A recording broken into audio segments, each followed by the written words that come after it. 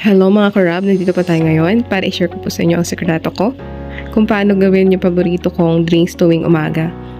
So, unang-una, magugas po muna tayo ng mga kamay. Ilagay na po natin ang crack na ice. Pwede bumili sa tindahan o kung may ref naman kayo na po mismo ang gumawa. Ilagay po natin lahat para walang masayang, malinis naman po yan. Pero mas okay po kung 50-50. Depende po sa lagayan natin. Sa lagayan po natin, kalahating tubig lamang po. Tapos, ilagay po natin mamaya yung gatas po natin, kalahati din. So, pagkatapos, ilagay naman po natin yung mangga na kinubs-cubes po natin gamit ang kutsara. Pwede rin gumamit ng tinidor o kaya ng kutsilyo. Pero, kailangan natin patulong kung bata tayo. Pwede nyo rin pong gamitin yung blender para mas durog. Pero sa akin, gusto ko kasi yung kakainin ko siya after mawala yung gatas at yung tubig niya. Pagkatapos po, syempre maglalagay tayo ng pampatamis.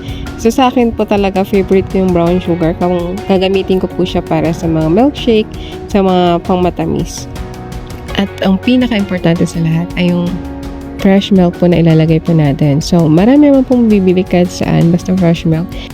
Pwede po kayong bumili ng ibang brand ng fresh milk. Nasa inyo naman po yan, depende sa budget. Pero yung nabili ko po, nagkakalaga lamang ng 100 plus. Kaysa bumili pa tayo ng mga mamahaling milkshake sa labas na nagkakalaga ng 100 plus. Ito po, pang 8 beses ko na ngayon nagagamitin at ubos na po. Simple pero sulit tipid. Maraming salamat po. Please follow and heart up our FB page. Just keep on watching. Salamat po. Dito lamang po sa Ruth Ann Vlog.